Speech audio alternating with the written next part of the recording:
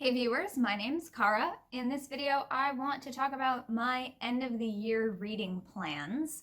This is something that I've never really done before, set very specific goals for how much I want to read when, but I started 2020, or really I ended 2019, with the idea of what I wanted to read in 2020.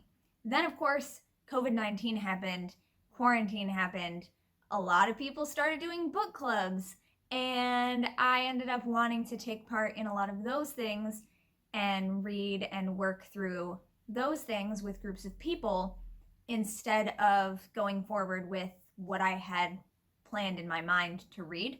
So I ended up reading or being in the process of reading and working through a lot more things at one time than I thought. And as could be predicted, I did not keep up with all of them very well.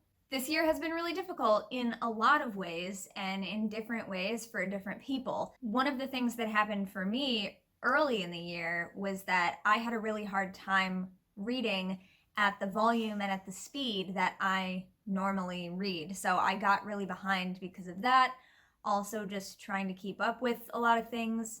And also a couple of the things that I'm reading are pretty tough to get through, especially since I'm taking notes and going through them slowly and really interacting with the text in various ways. So it takes longer than if I were just sitting there reading through it and hopefully retaining some of it, but maybe honestly knowing myself, not retaining it all. Another thing that happened after the murder of George Floyd, when the Black Lives Matter movement started gaining more traction, I will say, in more people's awareness, I decided to set aside some of the witchy reads that I had been working on and focus on reading some of the anti-racism resources that my partner already owned and that have already been in our house for years and that have been sitting in the corner because I wanted to read them and I just hadn't gotten to it yet because I'm always reading like 10 witchy books at a time. So I set things aside to prioritize those books, and I got through one of them, and I'm still in the process of reading another one, and there are of course many more, right? But that's another thing that happened to kind of throw off what I initially thought was going to be my reading plan at the end of last year. So various things have changed it. So one thing I did early on this year was in the back of this planner, which my friend Lauren gifted to me, that is all, it's monthly calendar views. If it'll open to an actual page, that'd be great. It's all just monthly views.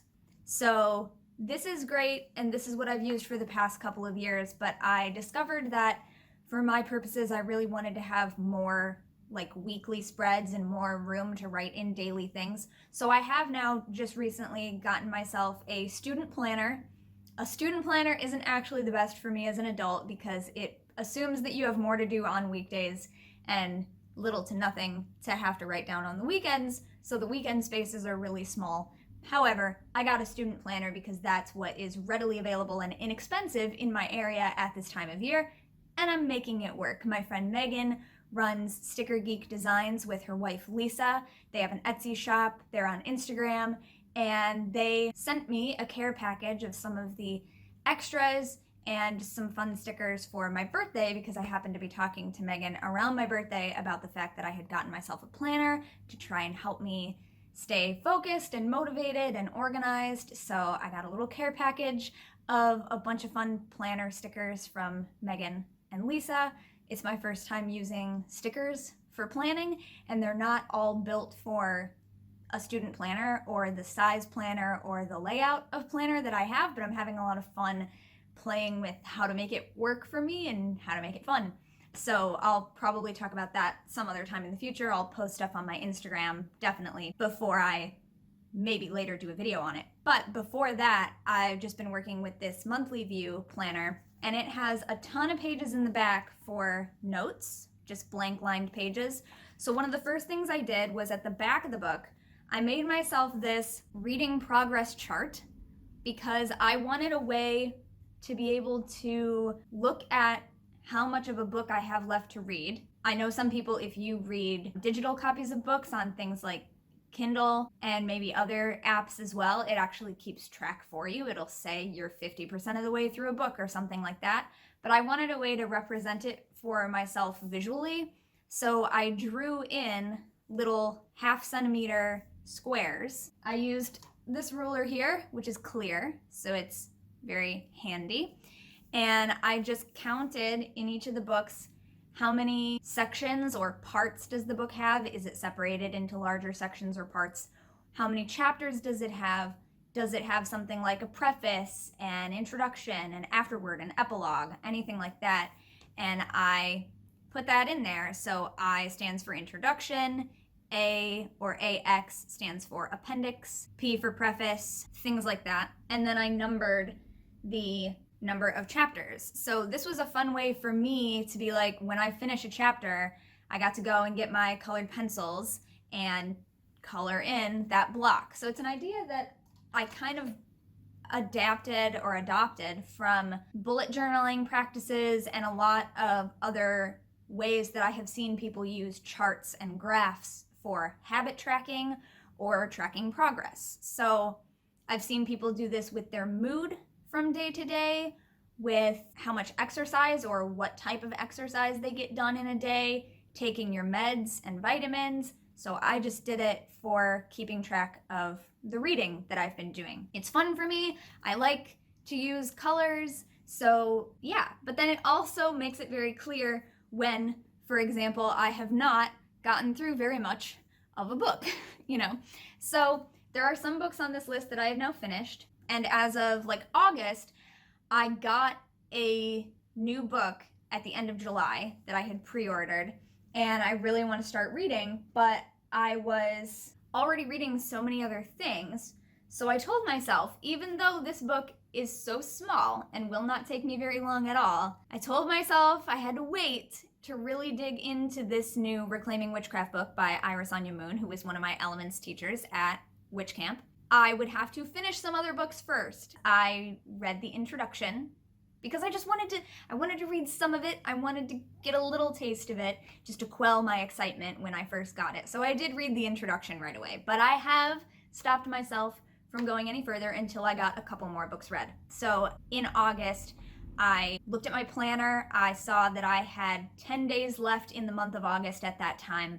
I looked at this and I said, okay, what looks like I could finish it within 10 days. And I saw that I only had 10 chapters left of Thea Sabin's Wicca for Beginners. I don't actually know if that's how you pronounce the author's name, but it's over there now because I did finish it at the end of August. The other book I wanted to finish by the end of August was Braiding Sweetgrass, which Katie Flowers' book club, the Blossom Book Club, read together earlier in 2020, and I had placed a hold on it. It was the book for March, I think, March or April, but I had placed a hold on it from the library, and then everything went into shutdown mode for quarantine.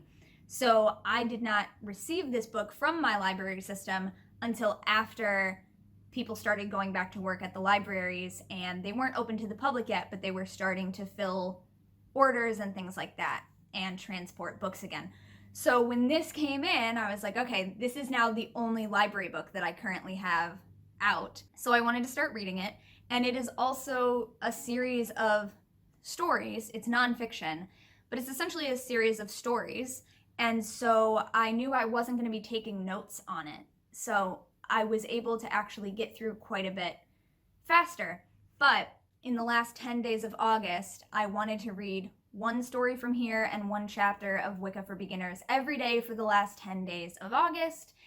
And then, of course, the last 10 days of August in my household just kind of blew up. And like every little random thing that could go wrong or could go badly for us, just like, you know, all the accidents, all the things breaking down, the cars breaking down, the bicycle even got a flat tire, the basement flooded, like, you know, just all of these things.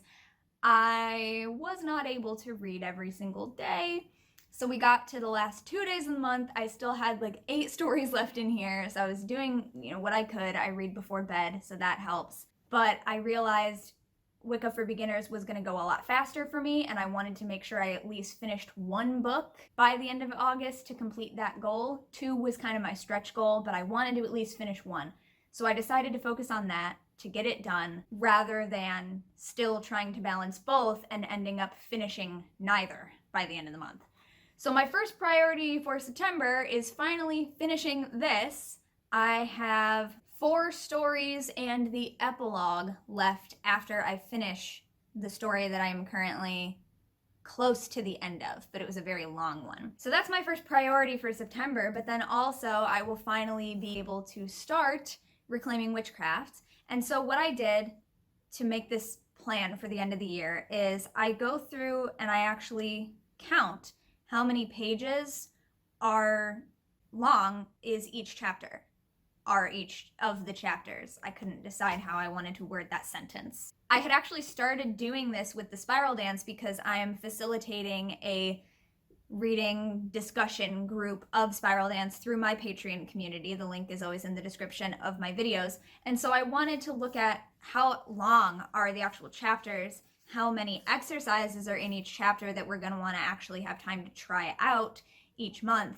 And then also, since a lot of us are looking at the 20th anniversary edition, some have the 10th anniversary edition, how many pages of notes are there for each chapter? Because I wanted to keep in mind all of that when I say, okay, let's read this many chapters this month, that people are going to be reading not only the chapter, but also all the notes, and potentially, hopefully, trying out all of the exercises that are in the chapter. So I had to look at how many exercises, all of this. So I counted, based on the page numbers, how many pages are in each chapter, and I am not one of those people who has ever been good at doing basic addition and subtraction in my head. I'm not good at basic math in my head. My partner is, I'm not. So I use a calculator to subtract, the page number that chapter 2 starts on minus the page number that chapter 1 starts on gives you the number of pages of chapter 1. Or I actually flip through the book and go 1, 2, 3, 4, 5, 6, 7, 8, 9, 10, but that takes quite a bit longer. So sometimes I just get out the calculator and then I write it in the table of contents with pencil. You're probably not going to be able to see this, and that's okay. It's just the concept that I've written it in there in pencil, so that especially, if it's your book, you own it, you can do whatever you want. But I don't like writing in my books in pen. That's the thing that I don't like to do. I prefer to use pencil. But then also, I get in the habit of using pencil, so I can also do it with library books and then erase everything before I send it back to the library. And of course, I have to make sure that I have an eraser that will actually do that, because a lot of the erasers on pencils tend to leave streaks or not actually erase it all the way, especially if you have fun, fancy pencils like I have that have something like a purple eraser that doesn't work very well. I have these other little ones that a friend of mine sent me that I discovered work excellently for erasing the pencils that I am using. Of course, different pencils will have different results as well, but I have discovered that this set of erasers that my friend gifted me work really well. So that's what I've been doing to make sure that all of the pencil marks are gone, so I can even do this in a library book to help me plan. So I've done that with braiding sweetgrass. I have listed in the table of contents how many pages each chapter or story are. And also I put an initial of the day of the week at the end of August that I had planned to be reading that chapter by. And then as I got behind, I would erase those and rewrite them for remaking my plan. So I use pencil, it works well for me. But yeah, that's how I determined for the Spiral Dance reading group how many chapters we would be reading each month. So we decided to read chapters 1 and 2 together the first month, and chapter 3 by itself the next month, which 2 videos ago on this channel was my first video talking about sharing all of my notes from those first 3 chapters. That's how I figured it out, is actually looking at how many pages were we going to be reading. So doing that with this book, which is less than 100 pages total, I was able to group together how many chapters I can probably get through in one day, in one sitting, and I discovered by grouping them together that I should be able to get through this book in a week by reading either 1 chapter or 2 chapters, or in some cases 3 chapters on the same day, because each chapter isn't that long. Like, one of them is 4 pages long. A few of them are 4 pages long, a couple are 5 or 6 pages, so I could combine a lot of things to get it done. So that's going to be a September priority, as well as finishing this. And we are reading Spiral Dance chapters 7 and 8 for the book club in September. So those are the first things that are here on my September reading plan post-it note. And for the rest of this, I just went through the stack of the rest of the books that I am still currently ongoing reading. And I just looked at, again, how many pages are in each chapter. If I hadn't already written that down, I went through with my calculator and wrote it all down so that I could see, okay, how much of this could I reasonably get through in one sitting for me? And knowing that that depends on the book.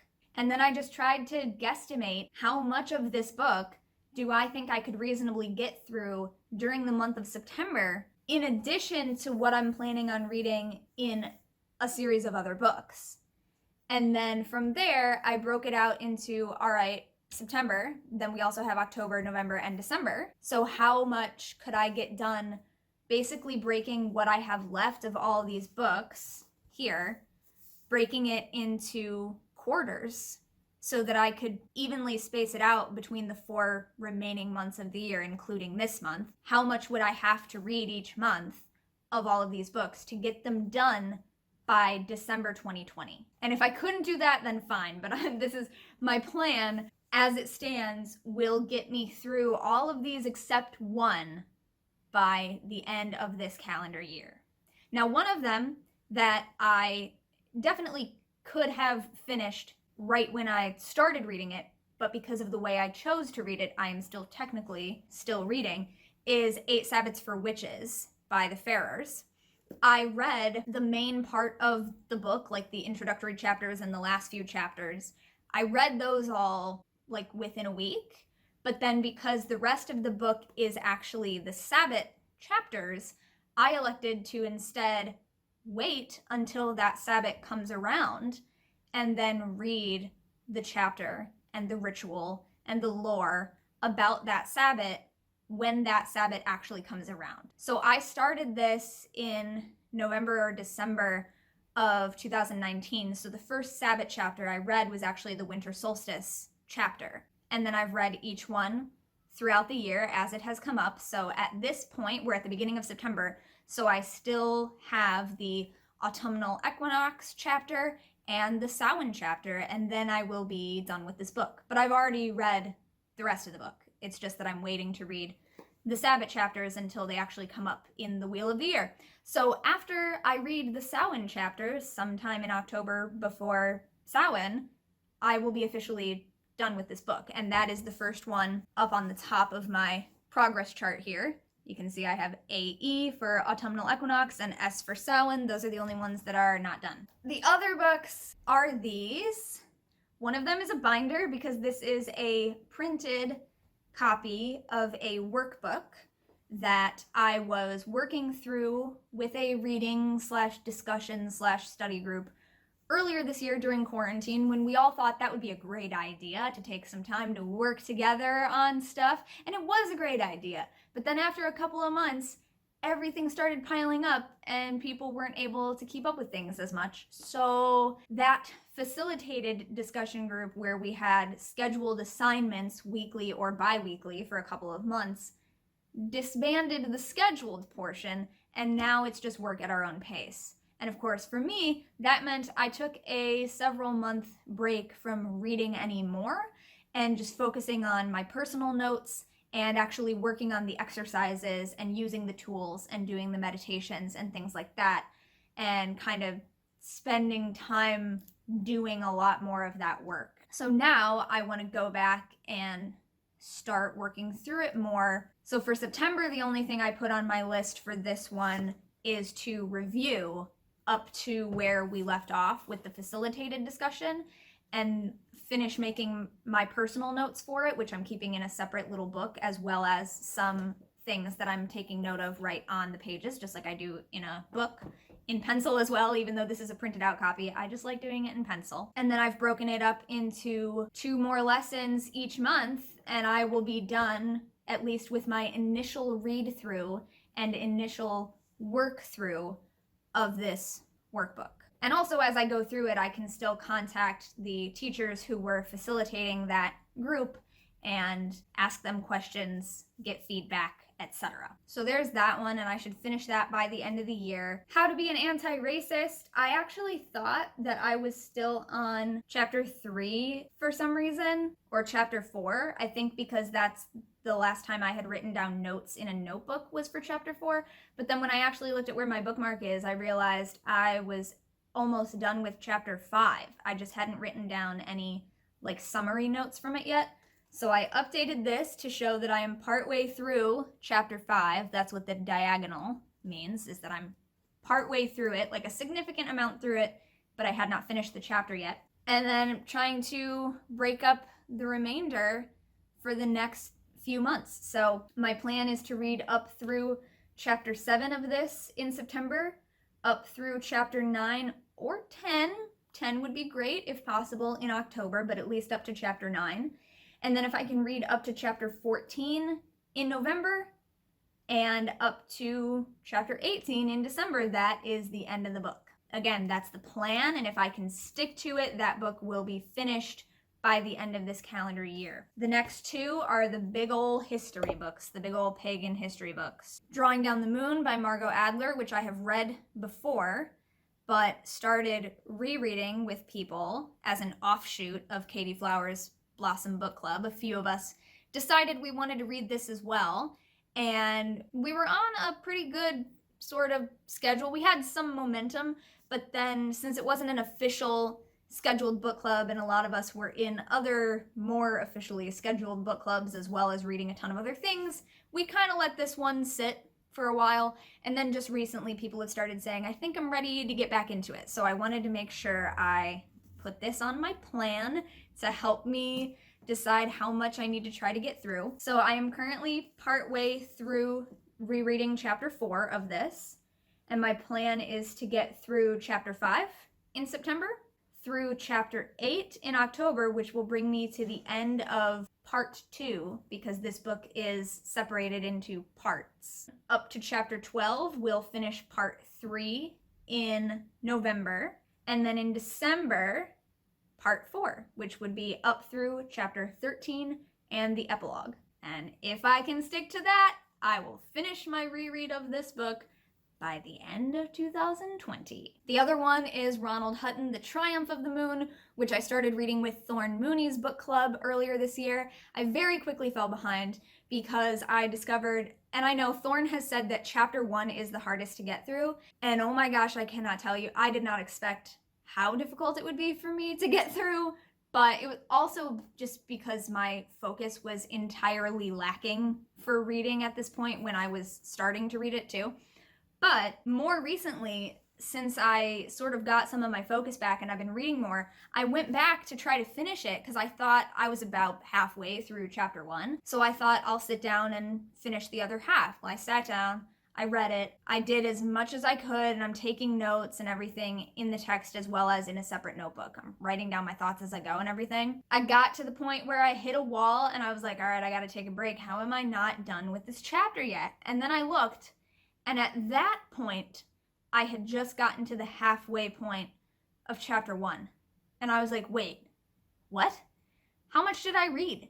How much had I read last time?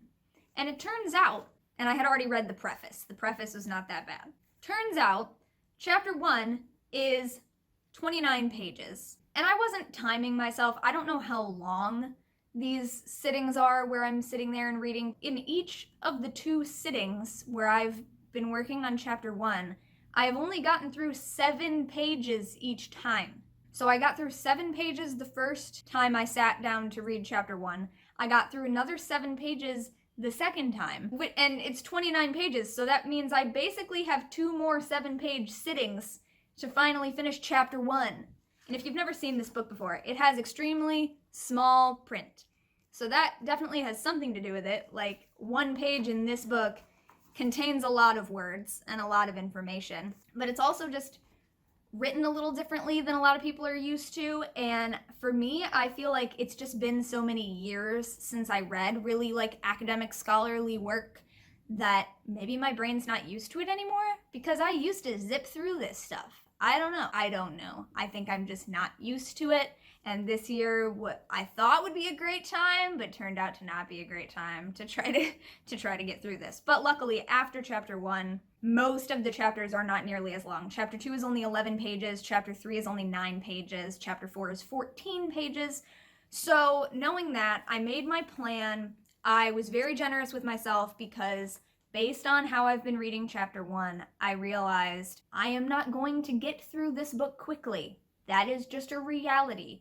And also remembering that it is very small print, so there are a lot more words on one page of Triumph of the Moon than there are on, for example, one page of Ibram X. Kendi's How to Be an Anti-Racist, right? Print is much bigger. So I have to keep that in mind too. So being gentle and generous with myself, I just want to try to get through chapter 2 of this book by the end of September, because that means I have to finish the other half of chapter 1 first and then just read another fairly short chapter. So I just want to get through chapter 2 in September. And then in October, I'd love to get through chapter 4. That'd be great. And then in November, I would like to read chapter 5. Just one chapter, chapter 5. That's all I'm expecting of myself. That's my goal, especially, again, knowing that I'm going to be trying to read all this other stuff too. And then in December, I would like to read chapter 6 of this book. And so by the end of 2020, I should at least be through chapter 6, which is a little more than halfway through part 1 of the book. It has 2 parts, part 1, part 2, essentially. Chapter 6 would bring me just over halfway through that first part. So this book is going to continue to be ongoing into 2021. I know it. I'm okay with it. I've also never read it before. So like Drawing Down the Moon is a thick book as well, but it has bigger print, which is probably the only reason it's actually thicker than Triumph. It has larger print, and I've read it before. So I know what to expect, and I know that I can get through it because I've read it before. This one is a new ball game. It's my first time actually reading anything by Ronald Hutton. And then the other thing that I started in 2019 that I wanted to go back and actually finish and read all of in 2020 but have not gotten a chance to do is Wicca by Ethan Doyle White. It is Wicca, History, Belief, and Community in Modern Pagan Witchcraft.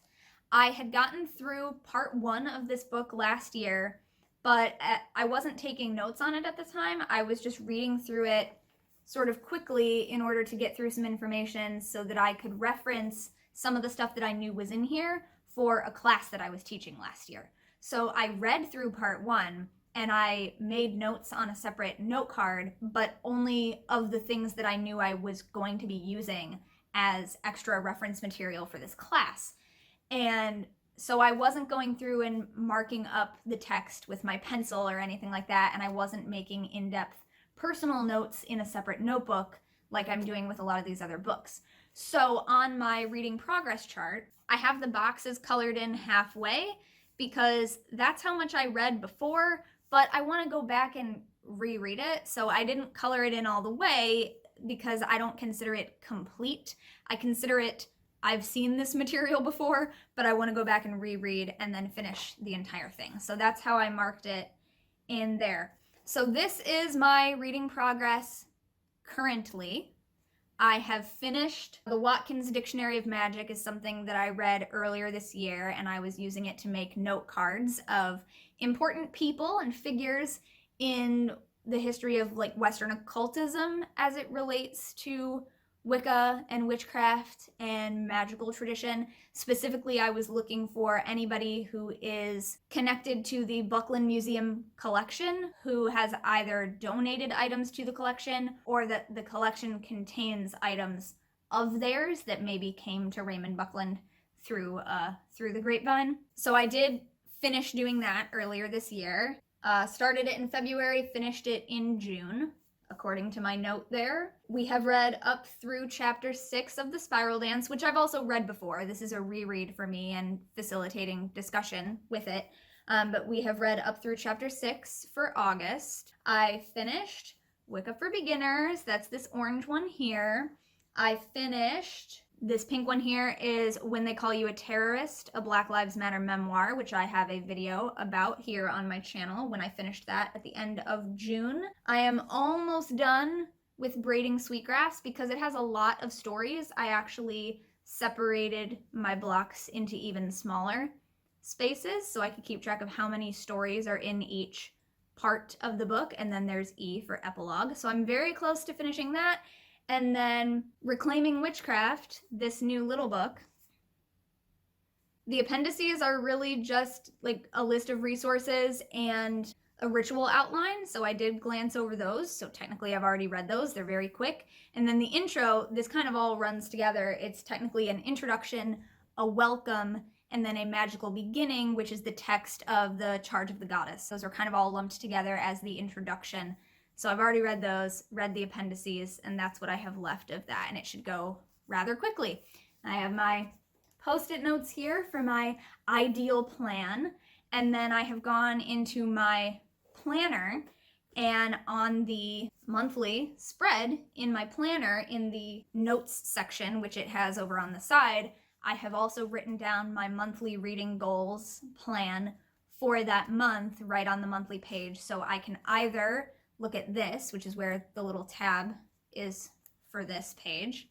So I can either look at it in here, or if I only have my student planner in my hands at the time, I can flip to that monthly page and see, okay, how am I doing with this progress? How far did I want to get on this? The next step of this, by the way, if you've made it this far in this video, congratulations, you're a nerd like me. That's so awesome. I'm glad that any of you wanted to sit here and listen to me just talk about reading plans. I could have organized this video potentially a little bit better, but as usual, I think I'm gonna say something in a certain way, and then I sit down in front of the camera and start recording, and then I want to tell you a story about how I got there or something, so it always comes out a little bit different. Thank you so much for being here and listening this far. Last note, the next step of this is going to be then to look through my planner and break down these monthly goals into weekly goals, because like we're already at the end of the first week of September and I haven't really made any significant progress with any reading. I have still just been trying to get through more of the stories in Braiding Sweetgrass because I want to get this finished and done because I wanted to finish it in August. This is a library book, but nobody else has a holdout on it right now, and our library system will automatically renew it for me up to a certain amount of times as long as no one else is waiting for this copy. And if somebody does place a hold on it and they need this copy, they will send me an email to that effect, and then I will know, hurry up and send it back. But for now, I do have time. It's just that I would like to finish it up. I'm currently on a story that was about 30 pages long, which I think is probably the longest story in this entire book. It's very close to the end. So I've been reading it in small chunks before bed. Usually I can read for hours before bed because of my insomnia, but this past week and a half or so, there's just been so much going on that I actually like get to the end of the night and I read a little bit of a story and I'm like, okay, I want to try to sleep now because I can't focus on the words on this page anymore. So on the one hand, that's a good thing because I'm falling asleep a little bit earlier. But on the other hand, I'm like, but now what do I do with my reading time? So yeah, I'm gonna have to go through and see how I can break this up into weekly goals to try to keep myself somewhat on task instead of getting to the end of the month and going, oh, look at all these chapters I didn't read this month. So yeah, that's the next phase. I do not consider this normal, by the way. I do not consider having 10 different books ongoing to be normal for me. Normal for me, like if you were to average out how many different things I tend to read over the past several years, normal for me would look like, yeah, maybe 3 or 4. Maybe 3 or 4 at a time. And usually it's like because I'm reading a nonfiction and a fiction and a witchy teaching book, and I don't know what else. But 3 or 4 is more like normal for me. This got very out of hand, and it is nice to feel like I have different types of things to read, but if you noticed, almost all of these are witchy books. The only things that are not are Braiding Sweetgrass, which is still spiritual to me, and it's about nature and our connection with nature. The subtitle is Indigenous Wisdom, Scientific Knowledge, and the Teachings of Plants. So it is not a witchy book, but it still very much feels like part of my path. And, well, I guess in that case, if I'm saying that, all of these books are, because then the other one that is not witchy is Anti-Racism. It's not a witchy book, but it is absolutely part of my path and something that I care a lot about and want to learn more about. And it is an intrinsic part of the tradition and the community that I consider myself a part of, because it was based in social justice and activism, and we are anti-racist. So that is a thing that also is directly connected to my spiritual path, although it is not a witchy book. But one thing I did notice about this array of reading is that I have not been reading anything fiction. Nothing that I have been reading all year is fiction. That is unusual for me. I usually am reading some kind of fiction as well. I do have lots of books in my house that I own that I have not yet read. There is a list of things that I want to read, that I want to get from my library system, but I do kind of feel like I need to get through several more of these before I can allow myself to take on any more books. And that's why my plan, ideally, will finish all of these books except Triumph by the end of the calendar year 2020. So then I can start with some other stuff. And I already have a plan of what a lot of those things will be. So yeah, thank you for listening to or watching me ramble about reading. I hope this helped you spend some time listening to it while you're doing something else. Maybe you found some book titles that you're interested in. Either way, thanks so much for being here. I will see you next time. And until then, don't forget to be awesome, blessed be, and goodbye. You can let me know what you are reading in the comments if you would like, but never required. Peace.